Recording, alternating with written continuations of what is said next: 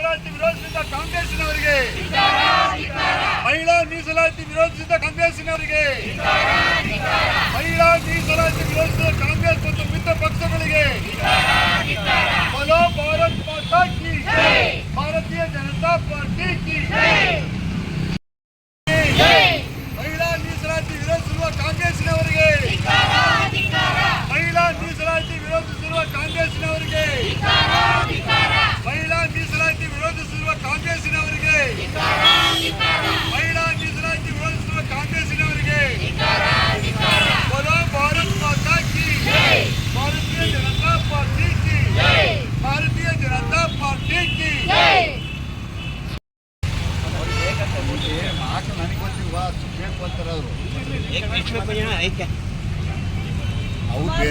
ವರ್ಷಗಳಿಂದ ಹೋರಾಟ ಮಾಡಿದಂತಹ ಮಹಿಳಾ ಮೀಸಲಾತಿ ಅನ್ನೋದನ್ನ ಬಿಜೆಪಿಯ ಒಂದು ನರೇಂದ್ರ ಮೋದಿ ನೇತೃತ್ವದ ಕೇಂದ್ರ ಸರ್ಕಾರ ಈ ಮಸೂದೆಯನ್ನ ಮಂಡಿಸಿದಾಗ ಖಂಡಿತವಾಗ್ಲೂ ಮತ್ತೊಮ್ಮೆ ಈ ಹೋರಾಟಕ್ಕೆ ನ್ಯಾಯ ಸಿಗುತ್ತೆ ಅನ್ನೋ ನಂಬಿಕೆ ಇತ್ತು.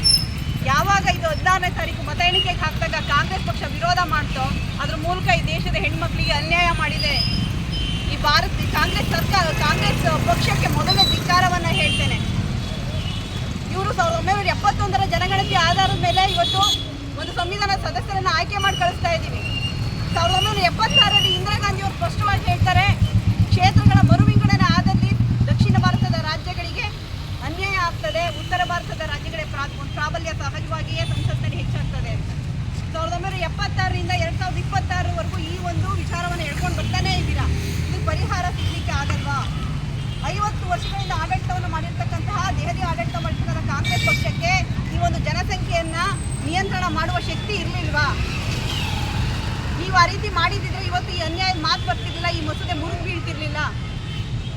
ನಾವು ಪ್ರಾತಿನಿಧ್ಯವನ್ನ ಒಂದು ಮೀಸಲಾತಿಯನ್ನು ಯಾಕೆ ಕೇಳ್ತಾ ಇದ್ದೀವಿ? ಈ ಸಮಾಜದ ಮಹಿಳೆಯನ್ನ ನೋಡುವ ದೃಷ್ಟಿಕೋನ ಬದಲಾಗಬೇಕು. ಒಬ್ಬ ಮಹಿಳೆ ಈ ರಾಜಕೀಯ ವಲಯದಲ್ಲಿ ಒಂದು ಮುನ್ನೆಲೆಗೆ ಬರ್ತಕ್ಕಂಥ ಮಹಿಳೆಯನ್ನ ಮತ್ತೊಂದು ಮಹಿಳೆ ನೋಡಿ ಪ್ರೋತ್ಸಾಹವನ್ನು ಪಡ್ಕೋಬೇಕು.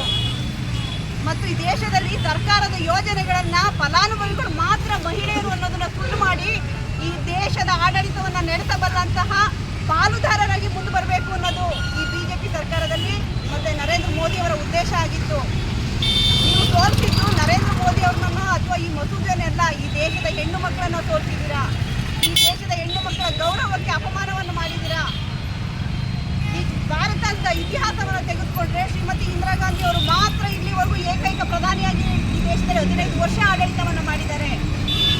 ಅವರ ಹಿನ್ನೆಲೆಯನ್ನು ನೋಡೋದಾದ್ರೆ ಶ್ರೀಮಂತ ಕುಟುಂಬದವರು, ಪ್ರಧಾನಿಯವರ ಮಗಳು, ಮತ್ತೆ ಅವರ ಹೆಸರಿಗೆ ಗಾಂಧಿ ಅನ್ನೋ ಹೆಸರು ವರದಾನವಾಗಿ ಬಂದಿದೆ. ಇಂಥ ಮಹಿಳೆ ಮಾತ್ರ ಈ ದೇಶದಲ್ಲಿ ಪ್ರಧಾನಮಂತ್ರಿಯಂತಹ ರಾಜಕೀಯ ಪ್ರಭಾವಿ ಸ್ಥಾನವನ್ನು ಹೊಂದೋದಕ್ಕೆ ಸಾಧ್ಯ ಅನ್ನೋದಾದ್ರೆ ಸಾಮಾನ್ಯ ಮಹಿಳೆಯರು ಮತ ಹಾಕ್ಲಿಕ್ಕೆ ಮಾತ್ರನೇ ಇರೋದು. ಅವರಿಗೆ ಯಾಕೆ ಅವಕಾಶಗಳನ್ನ ಕೊಡಬಾರ್ದು?